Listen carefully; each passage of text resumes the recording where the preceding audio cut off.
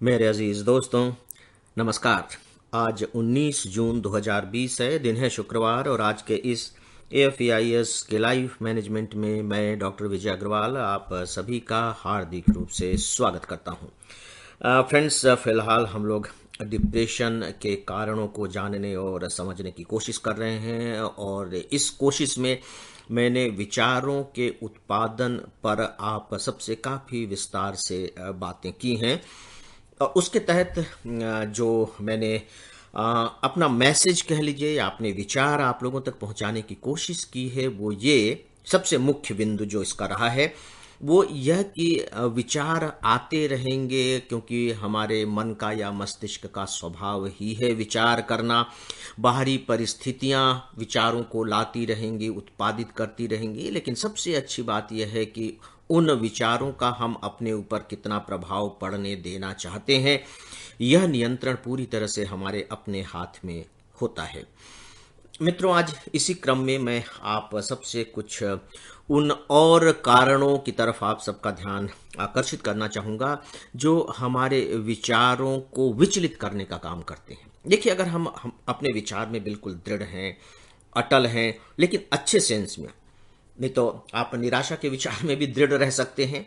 अच्छे सकारात्मक विचारों के प्रति यदि हम दृढ़ हैं, तब फिर कोई संकट नहीं है। आप ये मान करके चलिए कि अवसाद आएगा, जैसे झील में लहरें उठती हैं फिर गायब हो जाती हैं, लेकिन वो तूफान नहीं बन पाएंगे, वो सुनामी में कन्वर्ट नहीं हो पाएंगे। अब मैं उन छोटे छोटे दूसरे कारणों की तरफ आपका ध्यान ले जाना चाह रहा हूं जो कहीं ना कहीं हमारे विचारों में नकारात्मक हस्तक्षेप करते हैं। यानी कि उनके द्वारा जो उत्पादित विचार होते हैं, उनसे जिन विचारों के जन्म होते हैं, वो सकारात्मक नहीं होते, वो हमारे फेवर में नहीं होते। आप इसे परिस्थितिगत भी कह सकते हैं, और काफ़ी कुछ वो परिस्थितियां भी ऐसी होती हैं जिन्हें हम ही जन्म देते हैं। तो आइए कुछ ऐसे कारणों को देख लेते हैं। मित्रों, एक जो सबसे बड़ा कारण मुझे खासकर आज के संदर्भ में दिखाई देता है वह यह है कि हमारा जो यथार्थ है और हमारे जो स्वप्न हैं, उनके बीच में एक बहुत बड़ी दूरी बनती जा रही है। बहुत जबरदस्त खाई का निर्माण होता जा रहा है, और ये जो खाई है गहरी भी बहुत है और चौड़ी भी बहुत है। और सच पूछिए तो इसका स्वरूप कुछ ऐसा है कि लगता ही नहीं है कि इस खाई को पाटा जा सकता है, या दो पाटों के बीच में जो दूरियां हैं उनको कम किया जा सकता है। यथार्थ और स्वप्न के बीच की बढ़ती हुई दूरियां, इसे मैं थोड़े सरल तरीके से आपके सामने रखना चाहूंगा। फ्रेंड्स, हम लोगों के समय में, यानी कि मैं जब 1970-75 या 1970 से 80 के बारे में बात करता हूं, तो यथार्थ और स्वप्न में इतना ज़्यादा टकराव दुराव नहीं था। उस समय की जो बाहरी परिस्थितियां थी, जो सामाजिक स्थितियां थी, या कह लीजिए कि जीवन में आगे बढ़ने के जो अवसर थे, वो बहुत सीमित हुआ करते थे। शायद इसीलिए हम बहुत बड़े बड़े स्वप्न नहीं देख पाते थे, और आज चूंकि वो बहुत असीमित हो गए हैं, तो अब जो स्वप्न देखा जा रहा है खासकर युवाओं के द्वारा, वो इतने बड़े बड़े हैं, वे स्वप्न इतने बड़े बड़े हैं कि सच पूछे तो सुन करके डर लगने लगता है कि अच्छा, ये इस स्वप्न के बारे में बात तो कर रहा है, लेकिन क्या सच में वो उतनी ऊंचाई पर लटकते हुए चांद को छू पाएगा? क्या इसके हाथ इतने लंबे हैं? देखिए, यहां हाथ इतने लंबे हैं, मेरे कहने का मतलब है कि क्या सच में देखे गए स्वप्न का यथार्थवादी संबंध उसकी क्षमता से है? और वैसे भी आप देखेंगे कि जो बहुत ही मोटिवेशनल लेक्चर्स होने लगे हैं आजकल, जगह जगह पर हैं, यूट्यूब भरे पड़े हैं, आप कुछ भी कर सकते हैं, आप में सारी शक्तियां हैं, लोग ऐसा ऐसा करते हैं, फलाने ने ये कर लिया, फलाने ने ये कर लिया। नो डाउट कि ये मोटिवेशनल किस्म के लेक्चर हैं, आपके अंदर एक तरह की ऊर्जा पैदा करते हैं, एक जोश पैदा करते हैं। लेकिन दोस्तों, जोश में अगर हम होश खो देते हैं तो डेफिनेटली उसका ज़बरदस्त खामियाजा हमें भुगतना पड़ता है।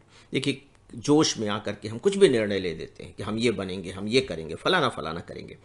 कुछ समय के बाद क्या होता है कि वो जोश ठंडा पड़ने लगता है, लेकिन जो हमारा स्वप्न है वो मध्यम नहीं पड़ता, वो कभी आप यूं कह लीजिए कि धूसर नहीं पड़ता, उसके रंग तो उसी तरह से चमकीले होते हैं, चटकीले होते हैं।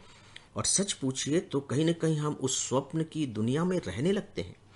जिस दुनिया में हम रह रहे हैं, जिस दुनिया में हमें रहना चाहिए, हम उस दुनिया को छोड़कर अपने उस स्वप्न की दुनिया में चले जाते हैं और वहां रहने लगते हैं। लेकिन वो स्वप्न की दुनिया है, वो कितने दिन तक टिक कर रहेगी? एक न एक दिन तो वो धरती पर उतरेगी उतरेगी, और जब वो धरती पर उतरती, यानी कि उसका कोई ना कोई तो एक्सपायरी डेट है ना। कब तक आप स्वप्न देखेंगे?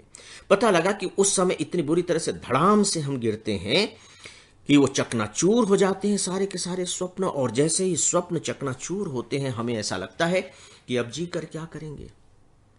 और फिर आप यहां के संघर्षों को झेल रहे हैं और वहां के काल्पनिक स्थितियों का आप आनंद ले रहे थे। दोनों में कोई मैच ही नहीं है।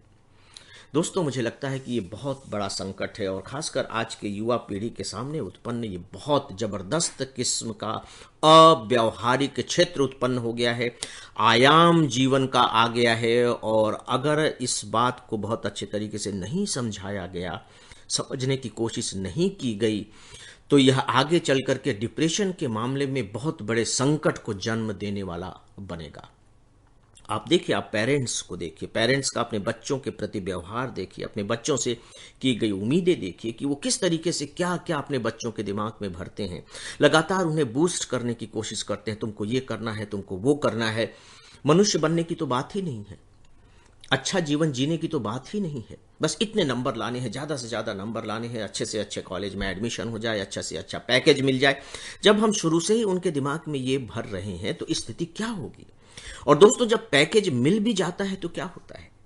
मैं आपको यहां थोड़ी सी याद दिलाना चाहूंगा। अभी अभी फिल्म आई है थप्पड़, काफी चर्चित फिल्म हुई थी थप्पड़। वो अभी कुछ दिनों पहले ही मैंने और मेरी पत्नी प्रीति अग्रवाल ने देखी। उसका जो नायक है, आप उसको थोड़ा सा जज करने की कोशिश कीजिए, याद करने की कोशिश कीजिए। उसने अपने पूरे जीवन का प्लान बना रखा है कि 5 साल में मेरा इंग्लैंड में मेरी पोस्टिंग हो जाएगी, मैं इस कंपनी के इस पद पर पहुंच जाऊंगा, फिर अगले 5 साल में फिर मैं अमेरिका पहुंच जाऊंगा। इस तरीके से उसने बना रखा है प्लान कि 35-40 साल तक मेरा ये टारगेट है। दोस्तों, जीवन को उसने टाइम टेबल में कन्वर्ट कर दिया। जीवन की तो सारी स्वतंत्रता खत्म हो गई, उसकी विशालता खत्म हो गई। देखिए, जब हम दीवार खड़ी कर देते हैं मैदान में, तो क्या है, आंगन में कन्वर्ट कर दिया ना हमने। आंगन बनाने के चक्कर में जो हमारा मैदान था, उसमें दीवार खड़ी करके उस मैदान की सीमाओं को सीमित कर दिया। यहां हम जीवन को भी यही कर रहे हैं। तो जीवन के सारे आनंद खत्म हो जाते हैं, जो पूरी की पूरी जो आपाधापी है वो उसी तक केंद्रित हो जाती है। और जो थप्पड़ मारने का कारण उस फिल्म में रहा है, वो यही तो रहा है, क्योंकि अपने कैरियर के प्रति उसके दिमाग में इतना ज़्यादा दबाव है, इतना ज़्यादा तनाव है कि उसके खिलाफ वो कुछ सुन ही नहीं सकता। उससे बर्दाश्त ही नहीं होता कि कोई उसके रास्ते में जरा सी भी बाधा उत्पन्न हो। उसकी सहनशीलता खत्म हो गई है, क्योंकि उसका जीवन जो है वो कैरियर सेंट्रिक जीवन बन गया है। तो दोस्तों, आज के लाइफ मैनेजमेंट में अब बस इतना ही। आज जैसा कि मैंने कहा, शुक्रवार है, 2 दिनों के बाद आप सबसे फिर मुलाकात होगी। तब तक के लिए आप सब अपना ध्यान रखें, स्वस्थ रहें, प्रसन्न रहें, मेरा अभिवादन स्वीकार करें।